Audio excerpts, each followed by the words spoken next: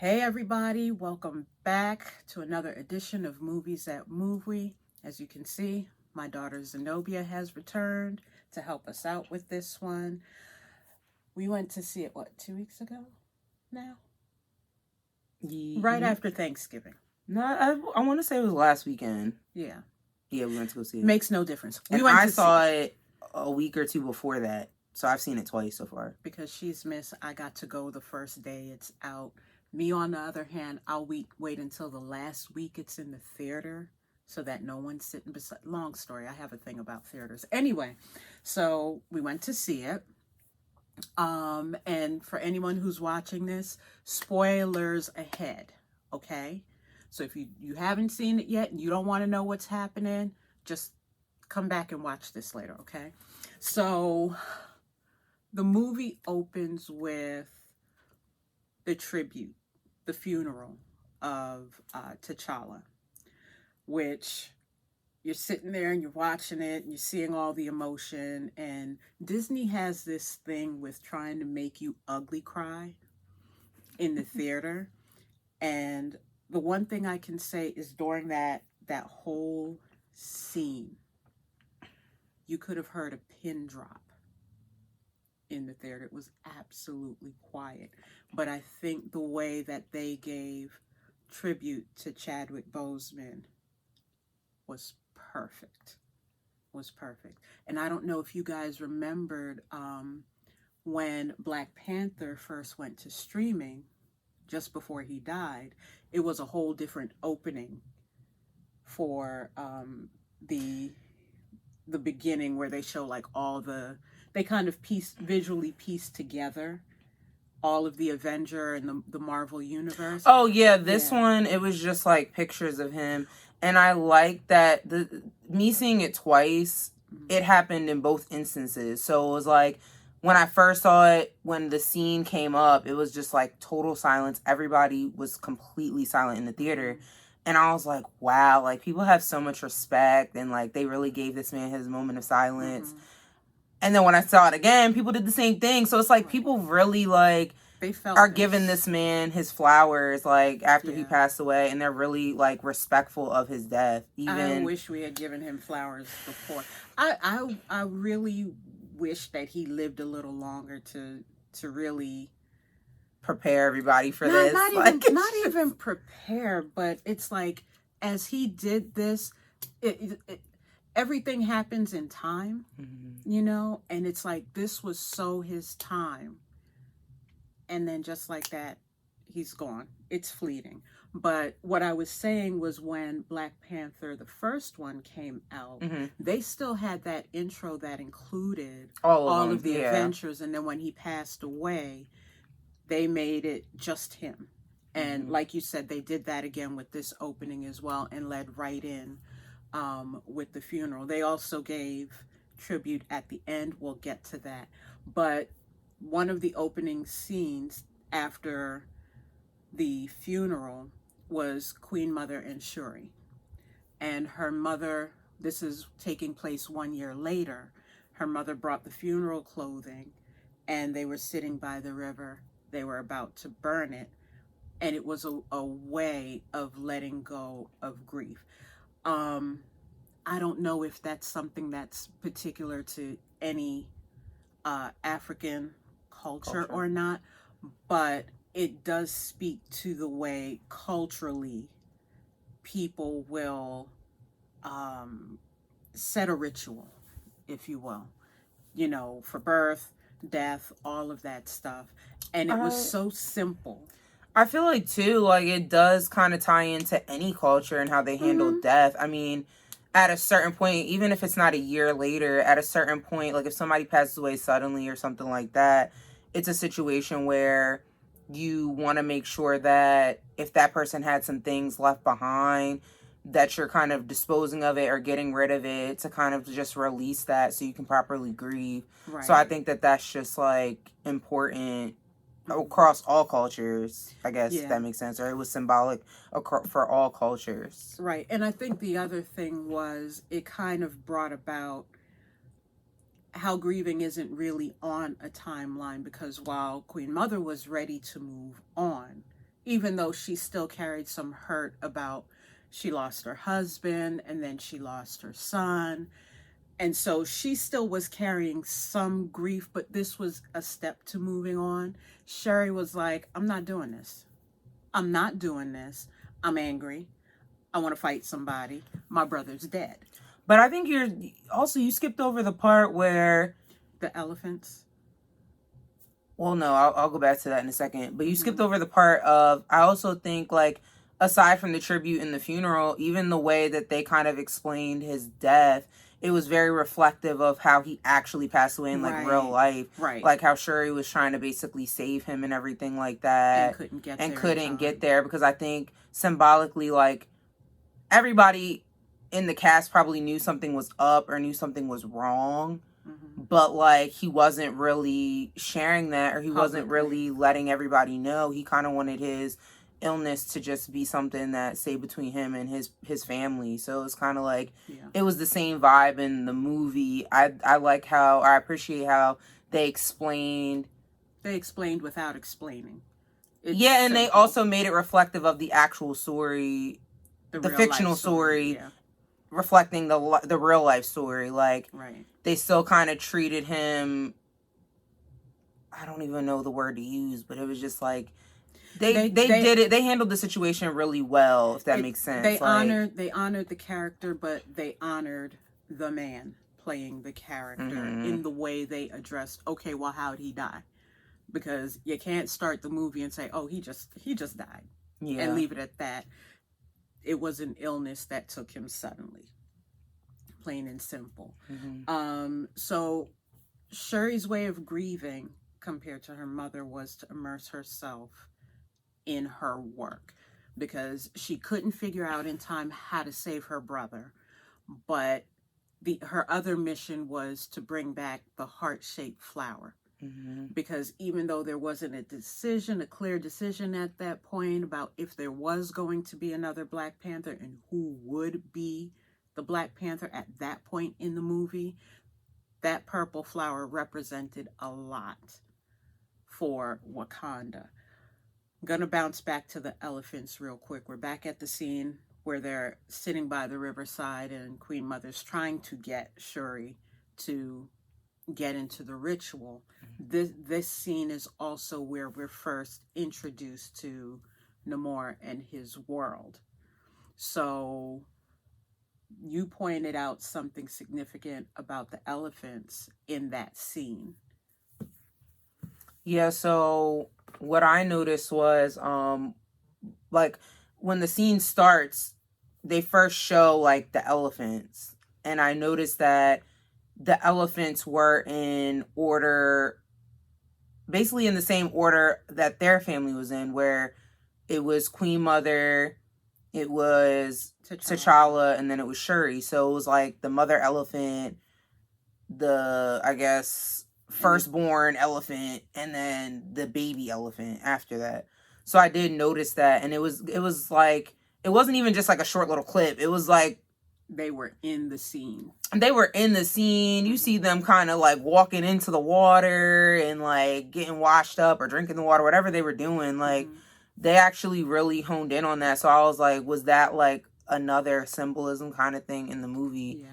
And if you know anything about elephants, they travel in family units. If one of them dies, they have their own kind of, I hate to say ritual, but they have their own kind of habit as far as how they grieve and mourn. And, you know, it's not so far apart from how humans go about the process. But that was one little detail she noticed. She's going to tell you another detail in a second. But Shuri really immersed herself in her work because that's how she coped.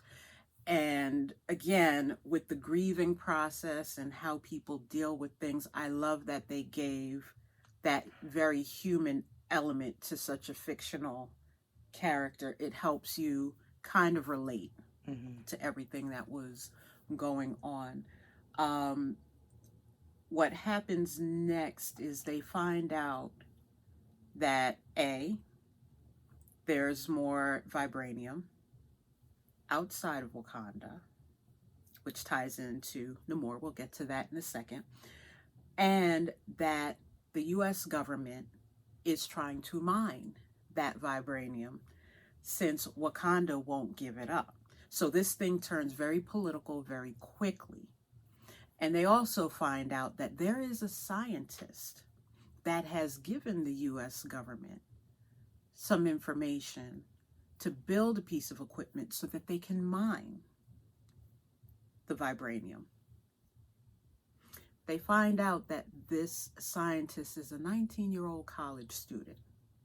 Dun, dun, dun. And her name is Ree Ree Williams. So, you want to take from here?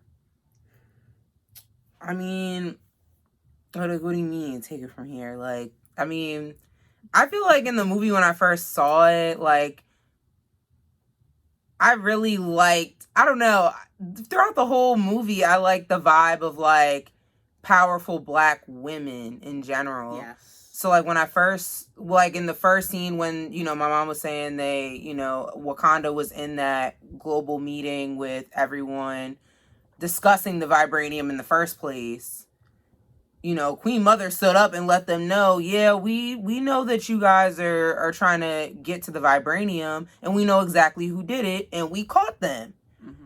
And she said, don't let it fool you that because Black Panther is now gone, that we're not going to protect ourselves and do what we need to do.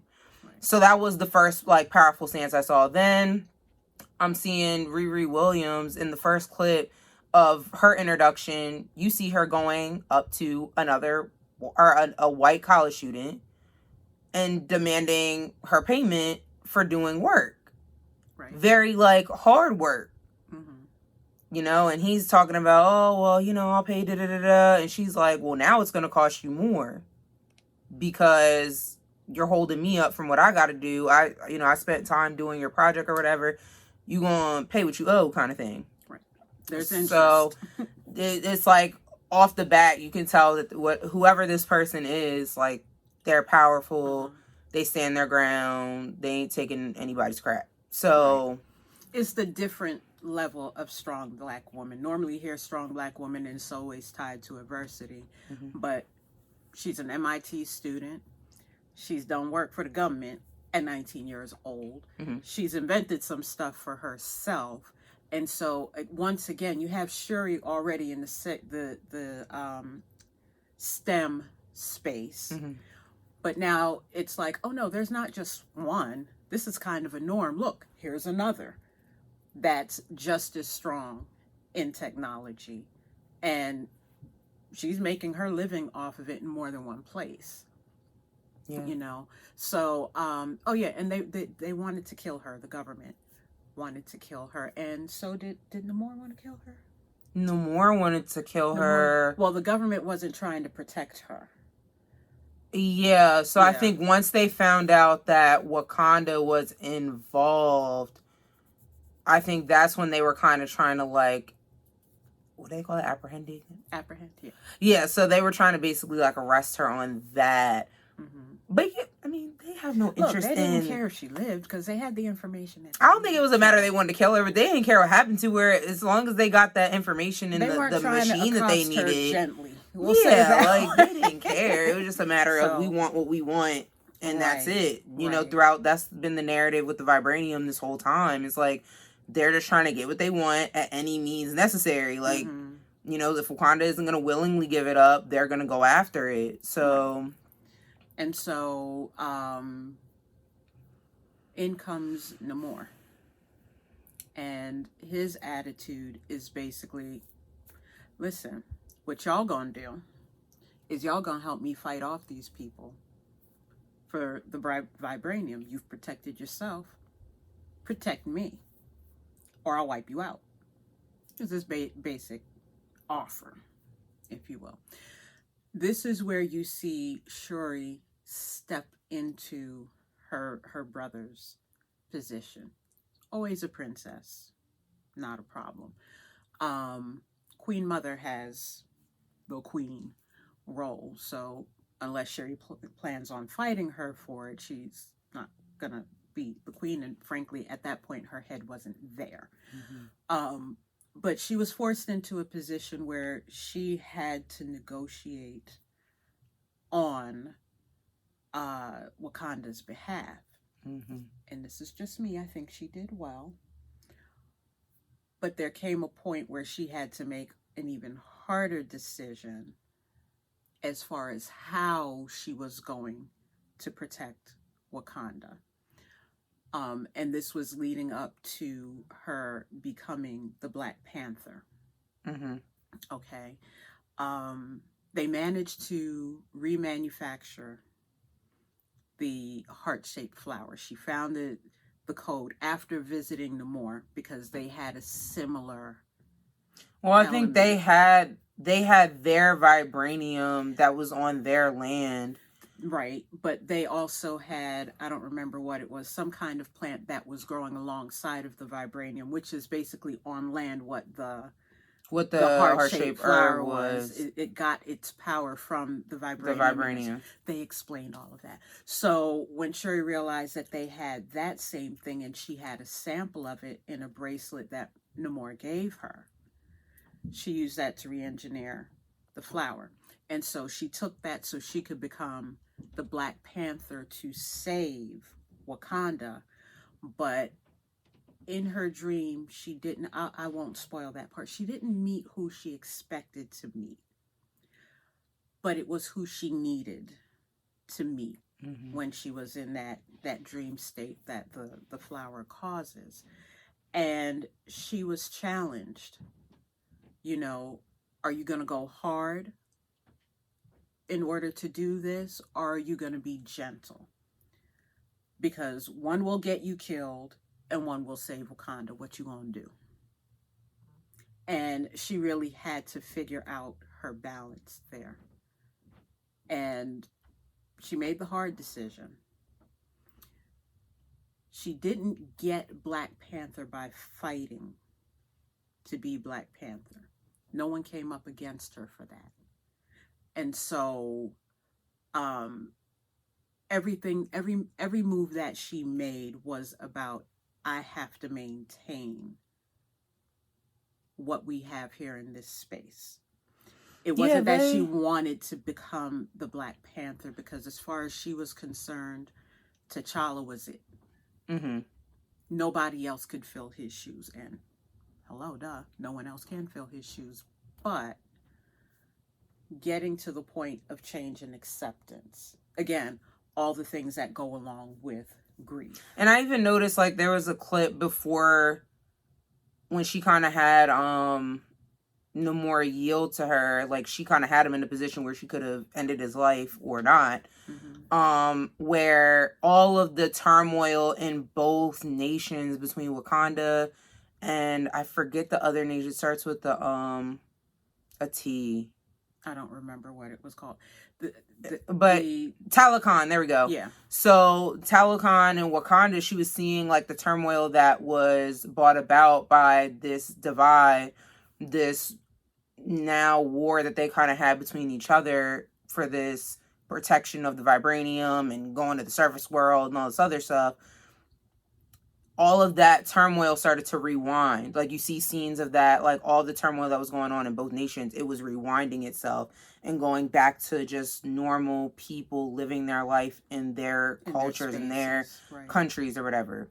So I think in that moment, she kind of like took on more of her brother's stance on things. Mm-hmm. And even Queen Mother, she heard her mother's voice saying, show him who you are. I think in that moment, she kind of had to, like, be like, okay, like, I have to make a logical decision. I can't just make a decision based off of my emotions right now. My emotions are telling me to kill this dude, because not only is he about to cause issues for everyone across the world, but he would kill me if he had the chance. Yeah, so it's kind of like, you know, she was dealing with so much anguish, so much hurt, and all that other stuff, that she could have went in the direction of just seeking revenge and all of that. But she didn't do that because, you know, she realized whatever happened in the past has happened. But if I make this decision right now, how is that going to affect everybody else down the line? So I kind of like that they kind of like they kind of had that little contrast going on with her in this movie, because it's a real thing when you're going through grief or anything like that. You're constantly on this like roller coaster ride, and I think they really like did a good job showing what grief looks like. One of the things that I loved was M'Baku. So if you remember in the first Black Panther, he, even though he's Wakandan, he's like, I'm not like the rest of y'all. We tough up here. Okay? I will fight you if I have to, and I'll sit up here and mind my business and let y'all deal with whatever you're dealing with. This time you see him as a part of the council. The death of T'Challa brought everybody together. And you see I hate to use the word softer, but you see a more gentle side of M'Baku. He's a little more humanized, if you will. Still sarcastic, but there's a scene where he goes to Shuri and he's saying, listen, if you need me, I'm here for you. Now, when I saw that scene, I was like, what's changed here? What's happened? And he said, I promised your brother I would look out for you. And I'm like, oh, snap. Okay, wait. So is this like a real conversation that happened and you just throwing this in the scene? Or is this all storyline? But either way, it really kind of stuck out that he's like, look, I was standoffish before, but now I'm really your ally. And if you need anything, you know you can come to me, kind of thing. So it's like he was kind of filling the void of brother at that moment. She didn't take his advice, but he respected it because, again, that kind of spirit that she had where she was like, leave me alone. That's the true M'Baku kind of attitude. So he wasn't upset about it, but he was like, I had to do my due diligence and let you know this probably is not the way your brother would handle it. You might want to let somebody help you. That's just a side note. So by the end of the movie, we're going to skip over a whole bunch of stuff because if you haven't seen it, I want you to enjoy the stuff we're not talking about. By the end of the movie, Wakanda is saved. And I know we're not talking a whole lot about Ree Ree Williams, but she was key. Ree Ree Williams, a.k.a. Ironheart. Write that down. Ironheart. She was key in helping to save Wakanda. She was resistant at first because she's like, I don't know who you are. You could want the same thing that the government wants. Well, no, she knew who Wakanda was. She knew who Wakanda was. She knew who they were. But she didn't know who those people were, if they were legit. It's like, you just showing up in my class and telling me come with you.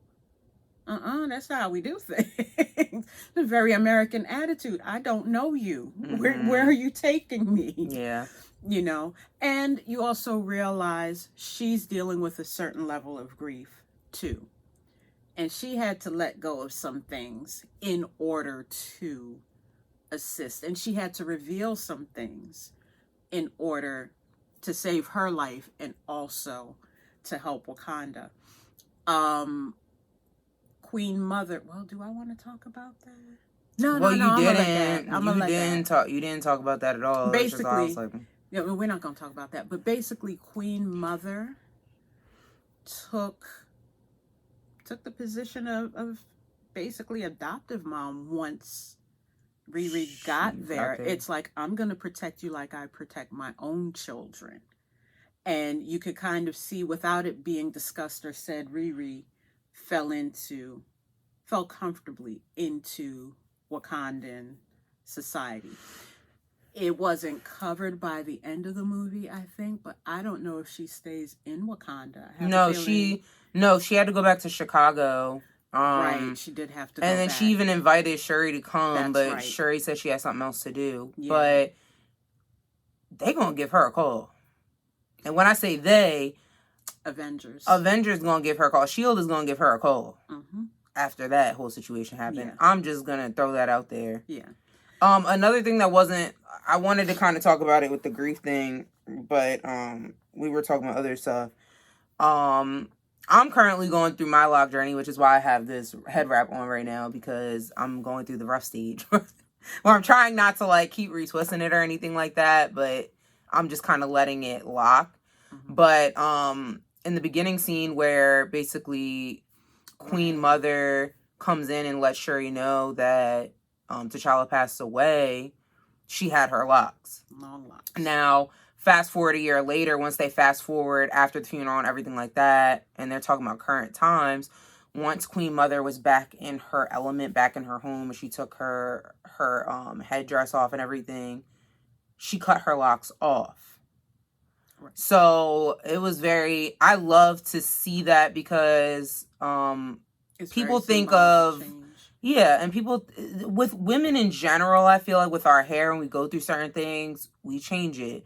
Me starting my lock journey it's a journey. It's not like just, oh, I decided to do this with my hair one day. It's actually like a spiritual connection to it. I think spirituality is really linked a lot with our hair, even if we decide not to lock it necessarily. But, you know, if you cut it off one day, or, you know, you want to change the color or whatever, it's just, when you're going through a big change like that, it's kind of like we tend to try to change something with our hair. Right. Who is it? So, was it Coco Chanel said a woman who cuts her hair is about to change her life? Mm-hmm. So we're not just saying this is specific to Black culture. Locks have a spiritual meaning within Black culture, Caribbean culture, what have you. But yeah, the fact that after she went through her mourning period, she cut her hair. And I think for her, it was like, that was like another her letting go kind of thing. Like, new beginning. Because, you know, okay, he's not here anymore. I'm going to kind of just shed all of that and start fresh. Like, I think that's what it kind of was for her. And I just thought it was interesting, because now that I'm like going on that journey, I was even telling my mom one day, like, she was saying to me, like, oh, if you get tired of it, you know, you can always like comb it out. It's just gonna take a while. I was like, if I decide at any point that I don't want locks anymore, I'm just gonna cut them off and just start fresh, start new. So I just thought that was pretty like symbolic too in the movie. But sorry, I didn't mean to interrupt. Oh, no problem, because we're gonna get to the end now. And so after they go through the battle with Talokan, after they go through the battle with Talokan and things seem settled, because, you know, there's never an end to these things. It's like Marvel is like an action soap opera. But anyway, literally, once they got to the end and there seemed to be peace in the valley, Nakia was in Haiti. At the beginning of the movie, she was in Haiti. Wakanda called to help. She came, she helped. And now she's back in Haiti. And she invited Nakia. Or no, she invited Shuri. Oh, sorry, Shuri. Nakia invited Shuri to come and see where she is and what she's doing. And she reveals to Shuri that she has a son. And she's starting to bawl. I'm sorry. It was emotional because, again, this is part 2 of the tribute. And I'm sorry, I forgot to say, big spoiler alert. But it's Nakia and T'Challa's son. And I'm sitting there like, I literally, that was my face. The first time I saw the movie, like, I went through the whole movie without getting emotional, crying. Even when they did the moment of silence, I'm sorry. I was, you know, present in that moment. I was here for it. I was like, wow, this is great. But then, like, I didn't cry. So I was like, okay, you know, everything's all good. Maybe I won't cry. You know, I won't cry. Yeah. Then at the end, when she meets the little boy and he presents himself and lets her know who he is, he said it just like T'Challa, just like, and I am T'Challa. I'm like, oh. It just literally, and it's crazy because the boy that they picked to play that part looks like a perfect Chadwick. Blend of Lupita Nyong'o and Chadwick Boseman. So it just took me out even more, because it's like they really wrapped this up in a like they put a nice bow. I don't know. It on was just everything and for it me. leaves you with the questions of, okay, so what's gonna happen next? Right now, Shuri is the Black Panther. Is he gonna be the next Black Panther? She's raising him to understand Wakanda and who his father was and all of that stuff. Mm-hmm. But what happens, because you can't have your kid and not have him go back to Wakanda. And, come on now, it just doesn't make sense. She even said like she wanted to keep him away from all of that right now, like you know, Mm-hmm. the whole royalty, and because she didn't want to put that pressure on him. Right. So I think like, you know, by Shuri coming to visit him in Haiti and kind of like showing him the culture in that way, or telling him some things about Wakanda, and then, you know, obviously they'll probably bring him back and forth or whatever the case may be. Right. But it's a situation where it's like she's preparing him for something. Yeah. Do we know what that something is? I have a feeling I know what it is. Mm-hmm. But, you know, we never know. But especially in the Marvel universe. Yeah. You know, they're not completely sticking to the comic books. The other part that was very telling to me, and it made me go like stir crazy when I got home. I did all this research. Was at the end, Namor is talking to Namora at the end of it, and she's basically like, I can't believe you let these Wakandans get away with this, and Mm-hmm. you know, now they're gonna think that they defeated the Telecons and everything else. And he pretty much said, you know, the Black Panther is powerful.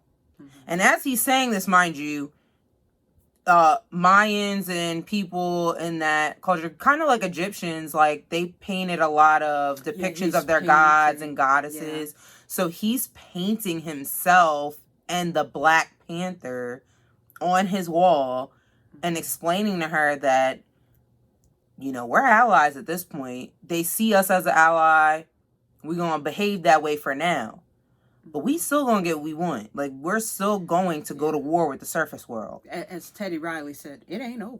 It ain't over. He made it very clear to Namora that this ain't over. We still gonna get what we want, and they're gonna come crying back to us for help. And in that moment, I immediately, because anytime I see a Marvel movie, I'm like, okay, I'm ready for the next one. I'm just like, I'm ready for the next part. I'm ready for the next Avengers movie or whatever. So I go home and I literally look up the movies that are coming out from now to 2026. Mm-hmm. In 2026, there's going to be an Avengers before that called like the Kang Dynasty or something like that. But then right after that, there's going to be one called the Secret Wars.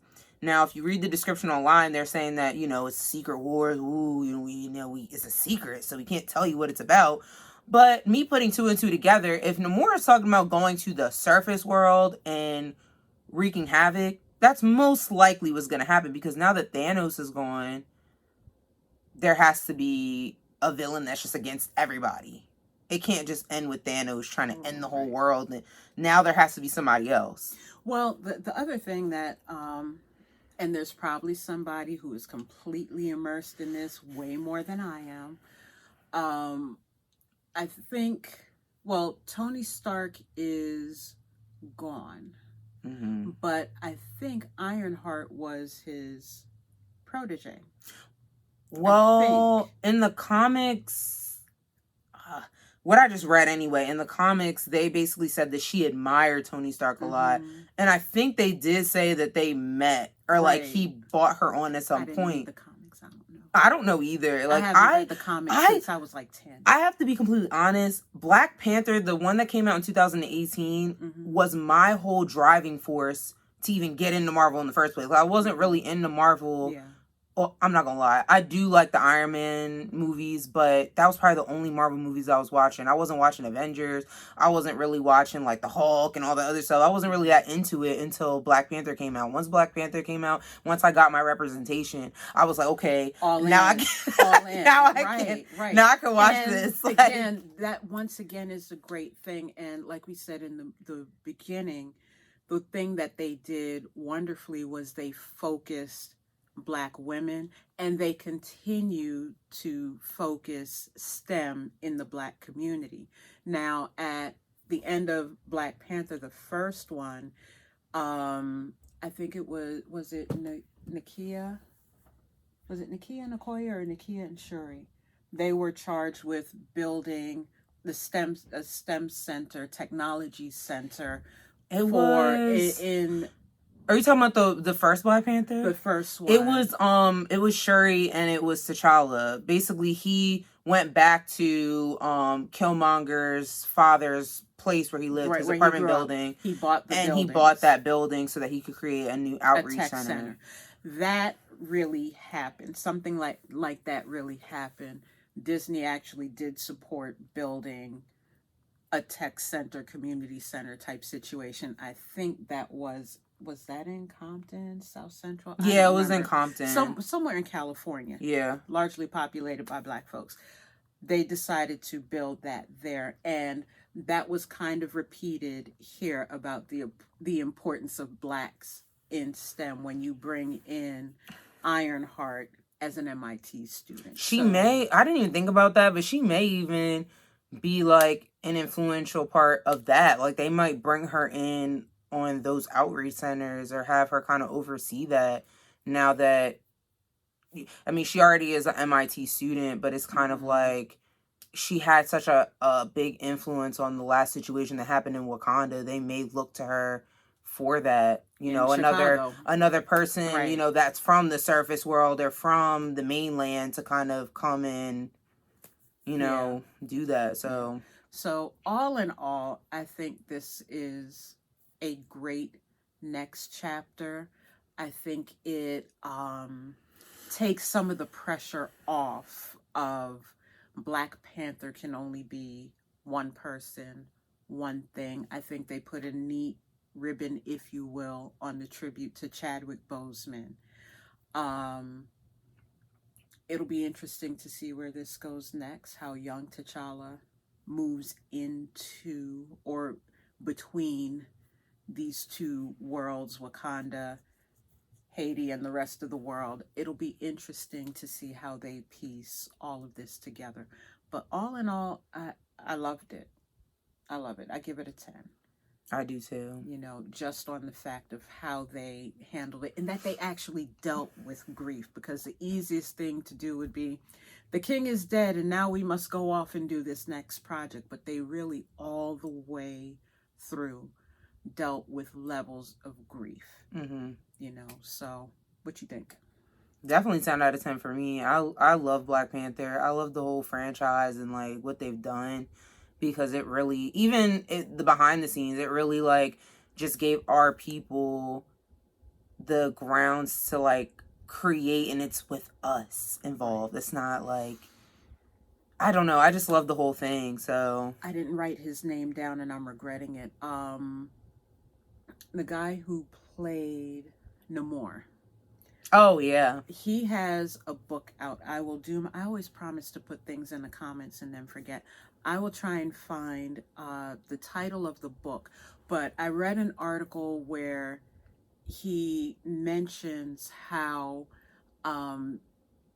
great it is for the Black Panther franchise to bring in Mexicans and not have them look like white Mexicans, because he says even in Mexico, when you watch television and everything, you don't see brown-skinned people. Mm-hmm. So he's crediting Marvel, the Black Panther series, with bringing people who look like indigenous Mexicans into vision, and even bringing some of that history and culture in. Mm-hmm. And that's the one thing that I have to say with the Black Panther series is they did a lot of research in African culture. Wakanda's not Nigeria, it's not Ghana, it's not Benin, it's not like any of these it's things. Like a mashup. They found cultures. Things from all areas of African culture to create this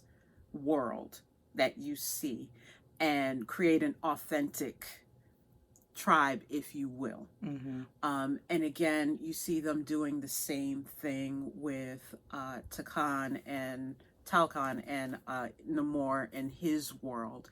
He's painting things that look like Aztec art.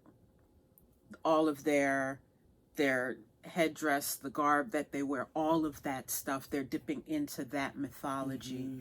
to kind of, I'm not saying that Mexican people are myths, but the mythology of that culture, they're dipping into that to like their gods and create their the world. goddesses, Right, things like that. right. Yeah. So as far as wardrobe, set, all of that stuff, they did a lot of research to make sure that they got those details right. And that's, I don't know, that's awesome. And also, stay tuned, because Disney just released not too long ago, I guess, maybe it wasn't them, I don't know, but somebody leaked some information the other day on Facebook that they're going to be doing a series on Bashenga, which was the first Black Panther. Yes, so Black Panthers. Yeah, the first Black Panther. So now you get backstory of how Black Panther came to be and the family tree, essentially. Yeah, so. And that's going to be like a musical series, but they're going to be doing it with like Afrobeat. So a lot of like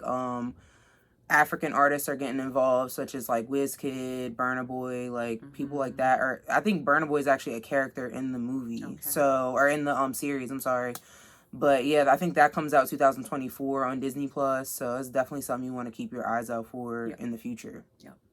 So that's all we have for you today. Thank you for joining us. As always, leave some comments. Tell us what you thought. We want to hear what you thought of this. Again, spoilers, drop them. It's okay. We alerted you before the start that not all the spoilers, because we didn't my do mom all didn't. There's a didn't big share gap all the that we spoilers. left out. So yeah, like, follow, comment at movies.movie on YouTube and on Facebook. Tell a friend, tell your mama, tell your husband, tell your wife. Join us again next week. We'll have another film that we'll be discussing. We'll announce it in the Facebook group. And until then, thanks for joining. We'll see you again. Bye. Bye.